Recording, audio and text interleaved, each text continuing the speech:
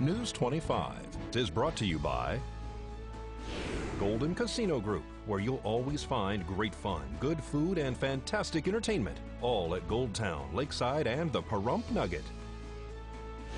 News is also brought to you by J.K. Nelson Law. Call 727-9900 today for your free consultation. If you need a lawyer, you need Nelson.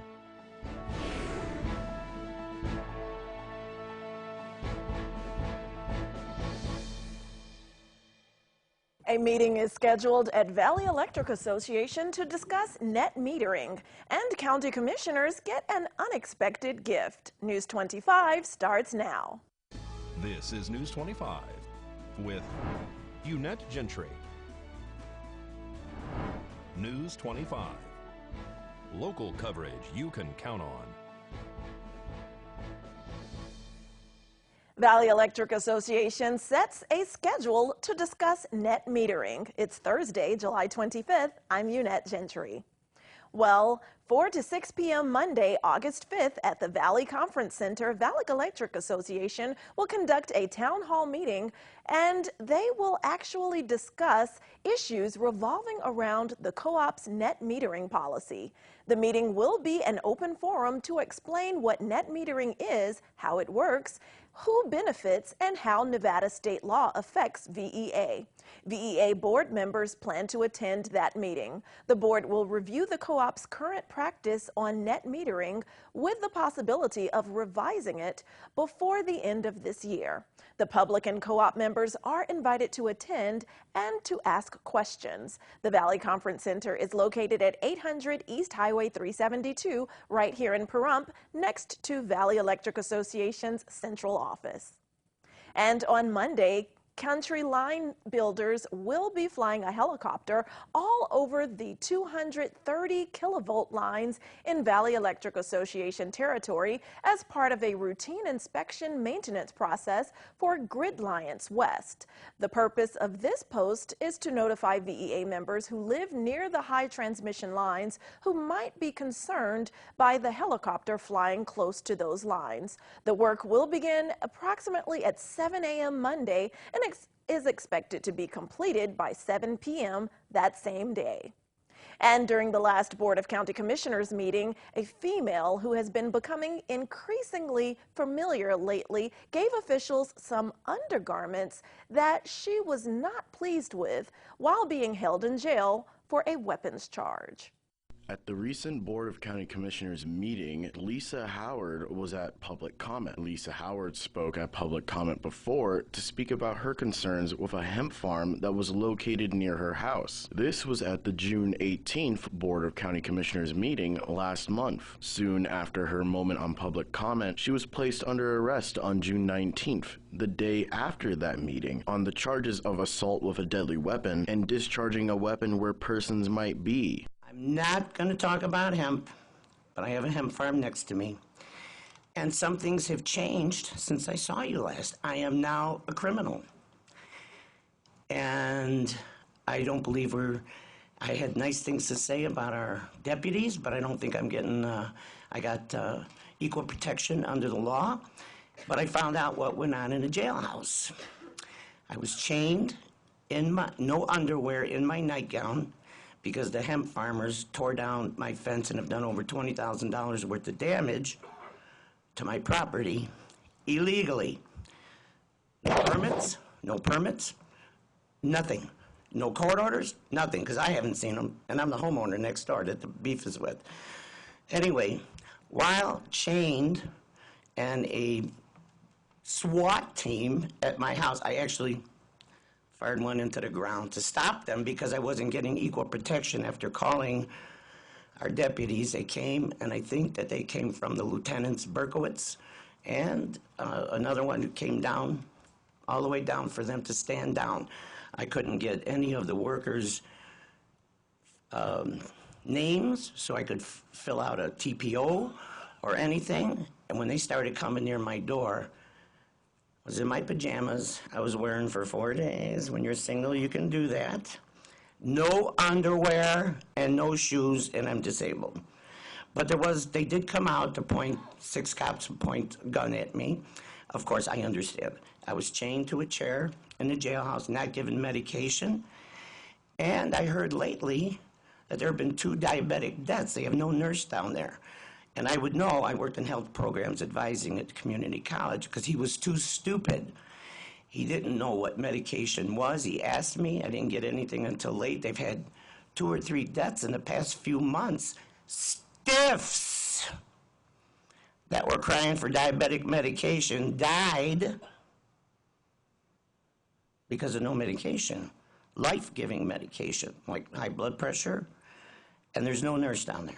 I assure you, he was too stupid. He might have been a trustee, had no name, no RN or anything, and he didn't know a brachial from a radial, from any kind of muscle or vein, no blood pressure cuff on the cart. Then I noticed, when I told him the medication I was on, he looked at me like I was an alien from another planet. At the end of her comments, she left the underwear she wore in the jailhouse at the table in front of the commissioners.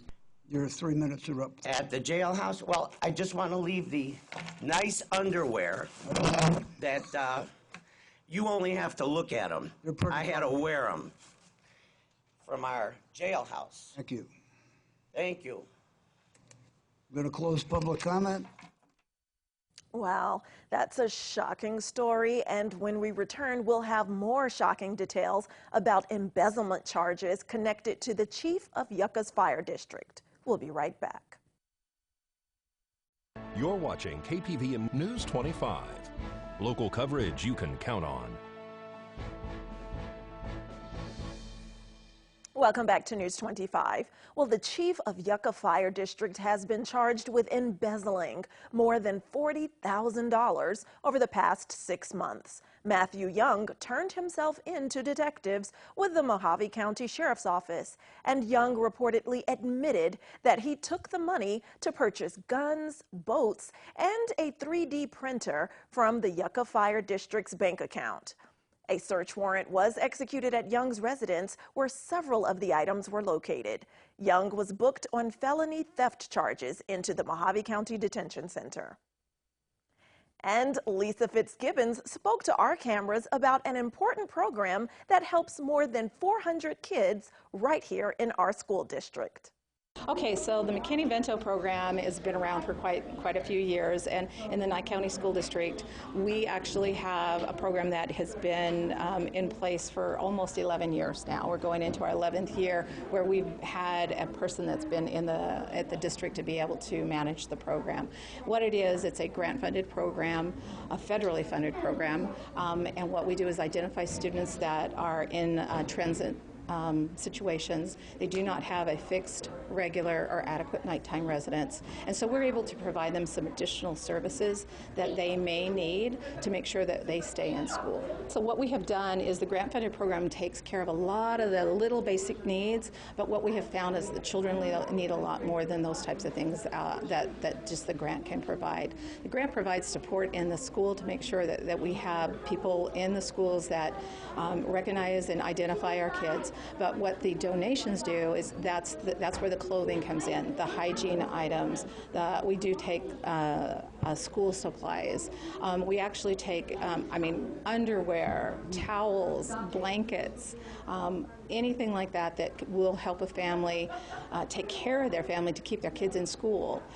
So then that way we kind of try to remove those barriers. The best parts about this program is having a point of contact in every single school. So it's one person in the school that a student can go to, or if a faculty member says, I think something's going on, they'll actually be able to guide them, that student and that parent, to a person that's been trained in the school to handle that sensitive matter and make sure that they get what they get. One of our families was really happy to be contacted by one of our point of contacts at the school because she was having some hard times in her life right now, and it was really nice for us to be able to reach out to her and try to give her some resources in the community. And the quote that she used was that I never thought it would be my child's school that would be calling me and helping me out.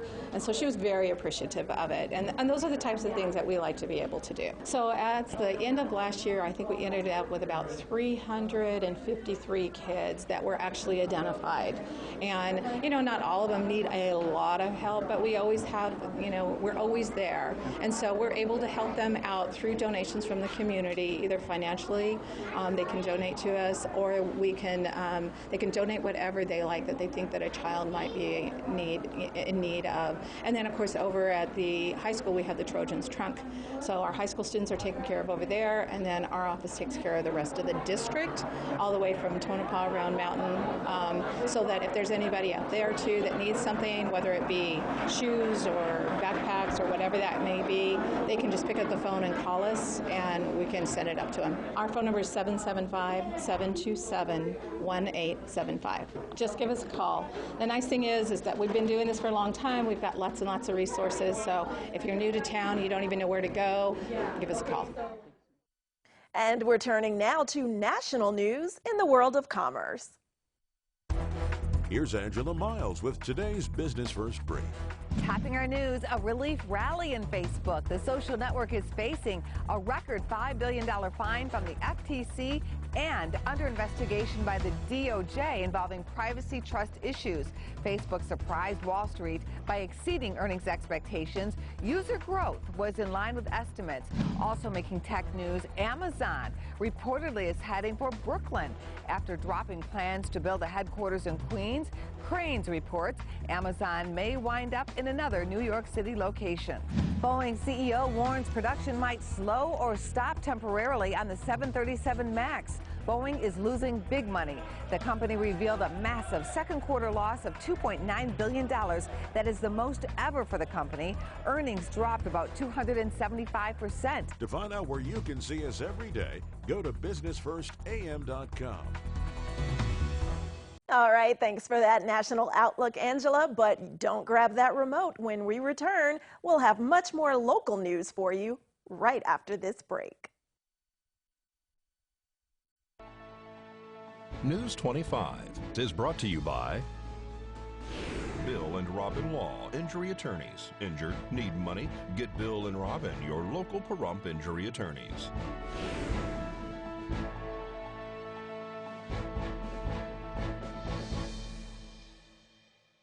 Welcome back. Well, the Pahrump Valley Youth Activities Program is unfortunately coming to an end, but a party was held to wrap up the summer classes Wednesday night at the Saddle West. It's a huge event. Saddle West is so good to us every year now that it's kind of a tradition. At the conclusion of the PVYA summer program, they host a big party for us so we can tell them, thank them for a great summer, and hopefully have a good, safe school year, and we'll see them back next year. We registered 170 kids, and it was full. They averaged probably 115, 120 kids a day. So Denise and her staff were wonderful. They had their hands full. They did a great job as usual. Well, they can get involved as far as students enrolling. We have a website, pvya.net is the place where we start as we get closer to in the spring. We'll have our registration forms posted. We'll announce when our registration date's going to be, and it's usually here as well at Saddle West, typically early or mid-May. It's paid for a little bit by the registration fee, but it's also some private sponsorships. We do have some great sponsors that give us annual donations, and we've been in a position to where we've been able to bring in a little bit more than we spend every year, have a little bit in the bank going forward so that we can ensure we have a program every year. If people would like to donate, they can go to the pvya.net. We don't really have a donation link there. They could reach out to any of the sponsors, though. Myself at Juvenile Probation. Mr. Said is a great place. I mean, he loves to see people that come in that sponsor PVYA at his car dealership at site at Dodge. And so people can go by there and make a donation if they choose to, and we'll figure out how to get it. And also the Night Communities Coalition, which is where we get where we take our funds to, so they can make a donation there as well. Keeping kids busy and providing them with activities, this age group is from 6 to 12. but if we can keep them happy and wholesome activities, and then a lot of these kids that you're seeing, she named off about a dozen or 15 volunteers, all youth, that went through this program, that grow from it, and we'll see that as a positive reinforcement. It helps build families and it helps build connections in the community, so we're proud of it. You coming this year and presenting what you do for a job was a highlight. Of course, having the most kids we've ever had, most volunteers we've ever had. We just had a fantastic year. The volunteers are really important to me. Those volunteers are kiddos that have come through our camp from like the age of 6 up, and they've been good role models. They've modeled good behavior. They're good to the little kids, and so once they age out of our program, they come back to us and volunteer their time, and we let them get kiddos for us. They do some organizing. It's great. They come and interact with the kids. It'll be my 9th year, but I'm still going to celebrate the 10 years for PVYA. So I hope it gets bigger and bigger and bigger. That's my hope. So we take donations any time of the year. They can stop by Tom Metra's office on Basin at the Juvenile Probation. Tom Saida is always taking donations for us at Saida Trudeau Dodge Dealership.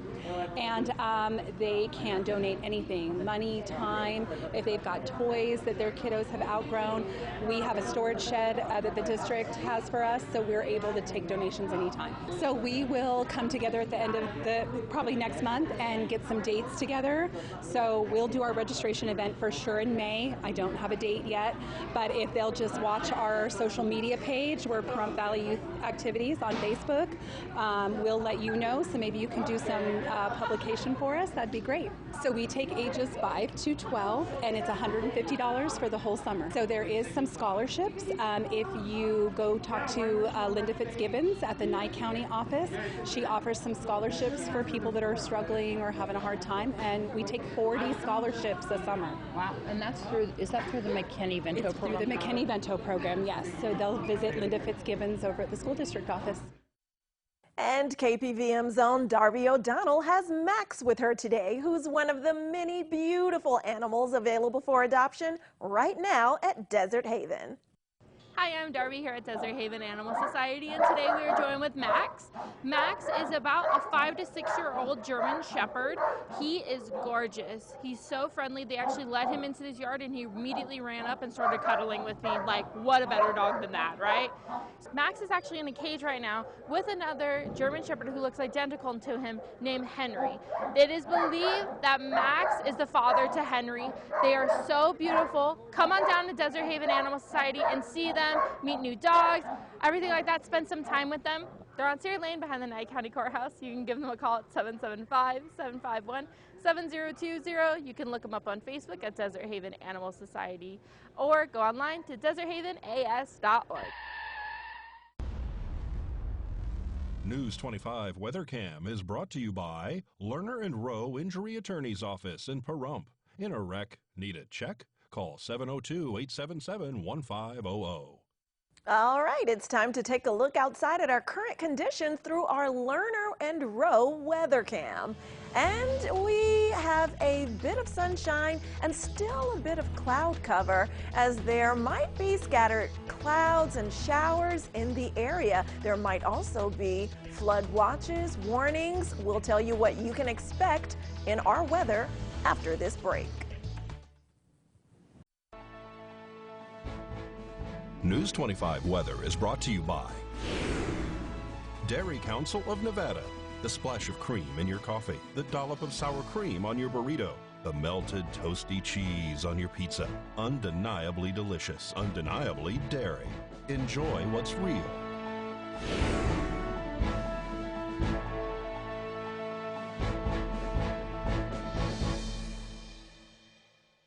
Hello and welcome back to News 25. I'm Michael Donahue with today's weather. In Las Vegas, we had a high of 99 degrees, the low of 85, 111, a low of 90 in Death Valley, Amargosa at 99.77, Beatty 94.71, Goldfield with a high of 87, 84 in Tonopah, 93 in Carson City, and all three cities with a low of 60 degrees today. Fallon at 97 with a low of 68, and finally Fernley, a high of 95 and a low of 67 degrees. Now today in Pahrump, we had partly cloudy skies with a 50% chance of rain. Our high today was 98 degrees with winds coming out of the west-northwest at 7 miles per hour. our humidity at 32%, and our sunrise at 5:45 this morning. Now for tonight, still with those partly cloudy skies, but our 50% drops down to a 20% chance of rain for tonight. Our low tonight is going to be 79 degrees. The wind's coming out of the north-northeast at 6 miles per hour, 37% humidity, and our sunset at 7:55 tonight. Now looking ahead to our 7-day, all that rain's going to go away. We're expecting some bright sunny skies from Friday through the weekend. Monday and Tuesday, we're expecting some mostly sunny skies, as well as Thursday. And then on Wednesday, all those clouds are going to roll back in with some partly cloudy skies. Now for our temperatures, we're seeing about the same pattern we saw yesterday. We're going to go up. We're going to peak on Sunday and Monday. Then our temperatures are going to start coming right back down. So on Friday, we're going to see highs of 100 degrees. We're going to be up to 107 on Sunday and Monday. Then we're going to start coming right back down to highs of 99 by next Thursday. Our overnight temperatures are seeing the same pattern. On Friday, we're going to be seeing a low of 79 degrees, 81 degrees Saturday through Monday. Then we're going to work our way down to 79 degrees for our low by next Thursday. So now if you can't make it home in time to catch the news live on TV, make sure to check out our Facebook page. You can catch the news live every night at 5, even on the go. Now we're going to throw it back to the desk with Ted.